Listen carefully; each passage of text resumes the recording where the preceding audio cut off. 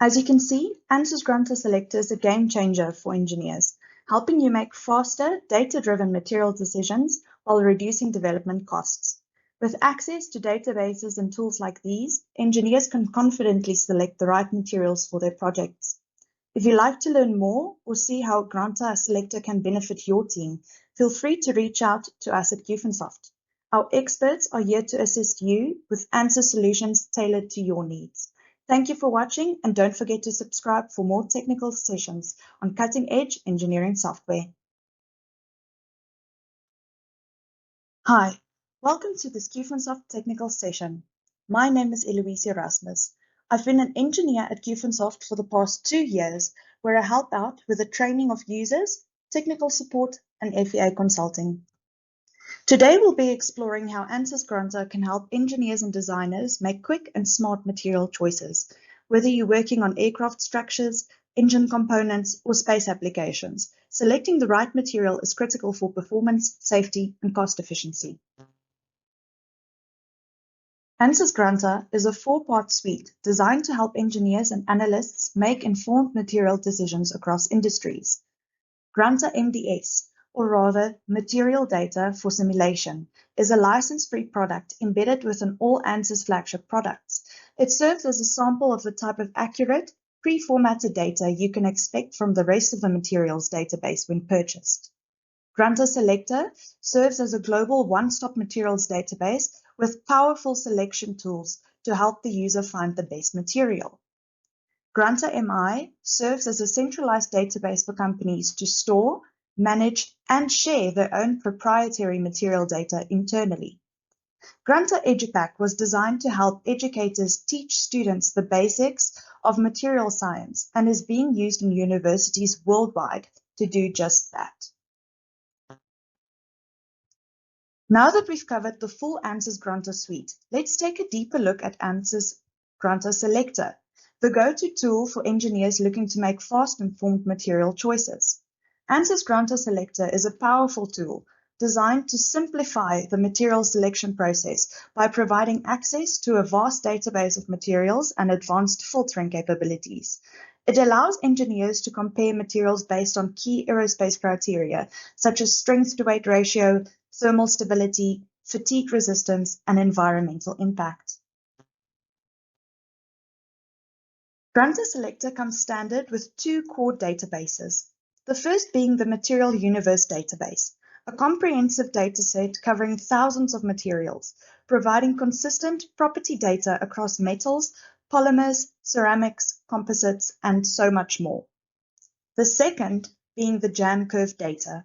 This provides temperature-dependent properties like elastic modulus, thermal conductivity, specific heat, and more. This database supports nonlinear material behavior modeling for accurate engineering simulations. Users have the option of purchasing additional advanced material data packages. Focusing only on the aerospace industry today, there are 4 beneficial packs. The first being the Metallic Materials Properties Development and Standardization, a trusted source of validated design data for aerospace metals like aluminium, titanium, and steel. This is essential for certain certifications within the industry. Aerospace composites. This covers carbon fiber reinforced polymers and other advanced composites used in aircraft structures with detailed mechanical, fatigue, and environmental performance data. High-temperature materials provide data on nickel-based superalloys, ceramics, and refractory metals, helping engineers select oxidation-resistant, high-strength materials for jet engines, space applications, and heat shields. Protective coatings. This includes thermal barrier coatings for turbine blades and anti-corrosion coatings for airframes, aiding in performance evaluation, weight analysis, and durability assessments. Within Granta Selector, some of the tools and functions you can expect to find are browse and search tools. Efficiently navigate and locate materials using searches. Keywords such as international standard codes or suppliers can be used. Charting and visualization. Create dynamic property graphs such as Ashby plots to visually compare and analyze material properties, aiding in informed decision-making. Material selection module. Apply a systematic selection methodology to identify optimal materials based on specific performance criteria and constraints. Comparison and substitution tools. Perform side-by-side comparisons of materials and utilize the Find Similar feature to identify alternative materials with comparable properties. Or use the eco-audit tool. Estimate the environmental impact of materials throughout a product's life cycle, facilitating sustainable design choices. The synthesizer tool predicts properties of hybrid materials and estimates part costs, supporting material development and cost optimization. Upon opening up Granta Selector, this is Battery Designer tool evaluates and compares performance metrics of different battery cell types and configurations, aiding in the design of efficient battery models and packs. And lastly, the FEA exporters. Structure tree, export simulation ready material data, compatible with various CAD and CAD subcategories, and ensuring seamless integration into engineering workflows. Each category and subcategory has a brief description and a brief overview of material properties that you can be expecting. Right here in the middle, you can see all the different licenses loaded. So for a normal Granta Selector license, you will have access to the materials universe and the jam curve data as previously specified.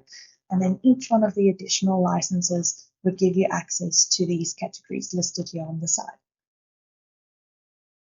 Right here at the top, we have a list of our tools that you can work with.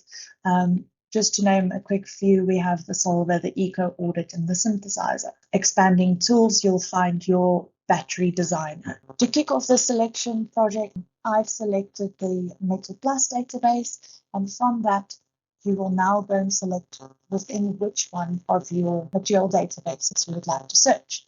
So under the material universe, I chose to search all materials relevant towards that database, which gives us a grand total of 4,224 different materials with different options.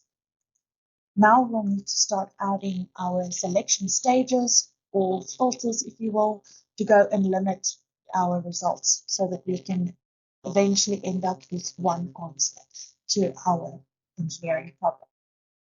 For our first criteria, I selected the chart/index. So I would like to visually see our data represented on a chart and then go and limit our information there. So clicking on that, it brings up this pop-up where you can then go and specify your Y and your X axis. For the Y-axis, I chose to go with mechanical properties, and then underneath that category, the yield strength or the elastic limit. I stuck with the default settings for the axis, so keep a logarithmic scale. For the next category on the X-axis, I chose price. Creating the graph of those two properties, your yield strength on the Y-axis and price at the X-axis, this is what you're met with.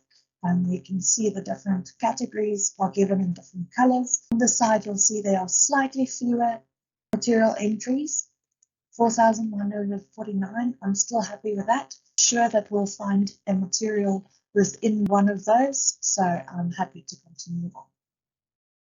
Interacting with this data on this graph, I chose to add an index line. As you can see, I ticked the vertical box and I chose to minimize all zeros. So that just means it is all the values less than the one that you have specified or the line that you have drawn on the graph. I went and added one here at about, say, 500 grams per kilogram. Then you can see on the side over here, it limits some of our material options. The ones who don't pass the criteria are grayed out. The ones still passing are shown in color. Adding a second line, this time choosing the slope to be 0 so that the line is horizontal. You can go and once again select your objective. I'd like to maximize our index. Adding that here, selecting a yield strength of at least 1,000, you are left with a significant number less. So sitting with 318 material entries that fit that category. I chose to go and add a second stage to go and whittle those options in. So I chose to go and add a limit stage over here on the side, which means you have a whole list of properties that you can go through. I chose to go look under magnetic properties. I would not like our material to be magnetic, so I go and select non-magnetic. Selecting apply gives us 59 materials. Now I would like to go and whittle that down even more. Over here you can see you can go and use logic like and if statements, or statements. I chose to use an and statement, and I added a second limitation to that. I chose to say under our processing properties that I would like the material to be weldable. The weldability must be good or excellent. Over here on the side, you can see by default it always shows you the materials that pass all the stages, but you can go and change that to only view the materials that passes only stage 2 or only stage 1, or even in a pass-fail table. So for example, if you'd only like to see the materials that pass stage 2, you can go and show that, and it shows you all the materials that are non-magnetic and have a good or a great weldability. Adding a third selection stage or filter, I'm going to go with a chart or an index again. This time on the y-axis, however, I am choosing to add a performance index finder. There is a whole list of functions that you can go and add over here. So I scrolled all the way down into the thermal category, and I chose to look at thermal stability. On the x-axis, under physical properties of density, you are now met with even less materials, possible materials. We're sitting at 31 materials that do fit all of our limits that we have given it, the filters that we've given it. Showing it on this graph, I go and exclude all the materials that do not pass our categories, and we end up with something that looks like this. You can go and interact with this, look at the side, see the corresponding material name. You can click on this, you can go and label these as you want. I chose to go and add another limit stage over here, so a fourth stage, and I scrolled all the way down to critical material risk, and then the price volatility risk level. So I would like the price to stay relatively stable. So I've said I want a low volatility risk level over here for the price. And implementing that, we now sit with a grand total of 10 materials. You can go and look at those materials in different ways now. Generating that report here at the bottom, the selection report, it gives you a nice list of the project summary and all your selection data, selection criteria, and then of course your selection results. So right now we're sitting still with 10 materials that do pass each one of our filters added. We can then go and over here on the side, double click on one of those options. The individual material data can then be viewed one at a time. If you'd like, you can go and review some of the typical user cases. You can go and view some of its environmental data or its composition, all of its mechanical properties that will be transferred over into your FEA simulation, for example. All of that can be viewed here. Moving on and selecting all of those materials, right-clicking and saying create comparison table. You now sit with a nice table where all of your materials are listed next to each other. You can see all of the properties clearly, and you can go and make your own comparisons. There's also tools to go and add your own comparisons. So then by selecting a reference material, I chose the best option over here, titanium alpha beta, as a reference. You can go and right click and add that. You can then go and see visual changes according to that or using that as reference. You can go so the number of change or the percentage change, and then you can go and highlight the change. So that is the change from this material moving on to that material. So this is a 5% increase in the dimensional stability of that material. You can go and change that value over there and whittle it down even more until you have selected your own material. Once you have selected your material, you can go and right-click on it, navigate to Export to, and then choose the relevant format that you'd like to export it. These are direct links if you do have the companion Ansys software, and it will automatically export it in a format which can be used by that software package. So over there, I chose Workbench, and then over here you sit with a few options that you can go and change. So the units that you'd like to export it in and the type of model. So over here, a linear model, maybe a non-linear model. As you can see, Ansys Granta Selector is a game changer for engineers, helping you make faster, data-driven material decisions while reducing development costs. With access to databases and tools like these, engineers can confidently select the right materials for their projects. If you'd like to learn more or see how Ansys Granta Selector can benefit your team, feel free to reach out to us at Qfinsoft. Our experts are here to assist you with Ansys solutions tailored to your needs.